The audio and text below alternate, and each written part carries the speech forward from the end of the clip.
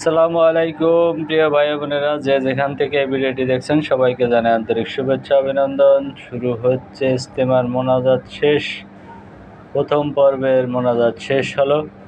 আর মোনাজাত শেষে সকলে কিন্তু ফিরে যাচ্ছে তার তার গন্তব্যের দিকে। তো এভাবেই টঙ্গী তুরাগ তীরের দুপাড়েই মানুষের ঢল। অনেক ট্রলার কিন্তু আসছে, দেখেন ট্রলার ভরা মানুষ।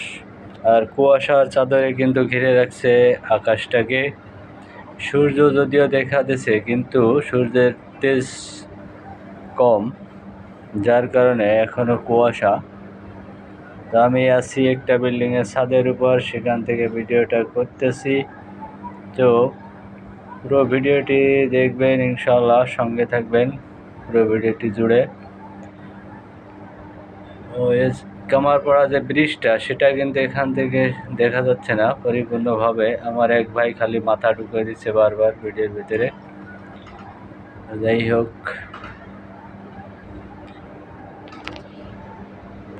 সকল ধর্মপ্রাণ মুসলমান ভাই এরা কিন্তু আসছে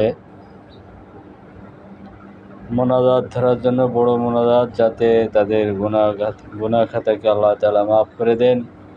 এই উদ্দেশ্য হচ্ছে এটা। তো প্রথম পর্ব ইজতেমা শান্তিপূর্ণভাবে শেষ হয়েছে।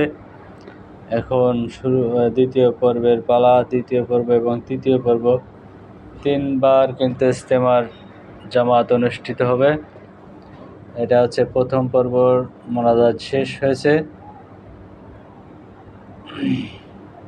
তো এখানে থাকতে দিচ্ছে না, সকলকে নামিয়ে দিচ্ছে, যাতে যার যার কাজ বা কর্মে যেতে পারে। তো এটাও অবশ্যই সুন্দর কাজ, যেহেতু আমরা আল্লাহ তাআলার কাছে প্রার্থনা করেছি মোনাজাত শেষ করে। এখন আমরা অবশ্যই যার যার কাজে আমরা আবার ফিরে যাব। তো যার যার গন্তব্যের দিকে সবাই ছুটছে। ওই ট্রলারে করে কিন্তু অনেক লোক আসছে, এবং ট্রলার ভরে আবার তারা ফিরে যাবে, ফিরে যাচ্ছে। অলরেডি অনেক জাম কিন্তু এখানে লাগে, এখনও মানুষ বের হওয়া শুরু করে নাই।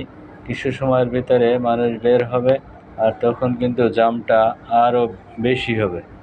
এবং অনেক সময় দেখা যায় নদীর ভিতরে ট্রলার ডুবে যায়। তাড়াহুড়া করতে গিয়ে অনেক সময় ট্রলার কিন্তু ডুবে যায়। ডুবে গেলে আসলে অনেক ক্ষতিকারক, অনেক ক্ষতি হয়। দেখেন এখানে কিছু ট্রলার কিন্তু অলরেডি রওনা দিছে, আর এখানে যানজট সৃষ্টি। সকলের মনের আশা পূরণ করে। ধন্যবাদ সবাইকে পুরো ভিডিওটি দেখার জন্য।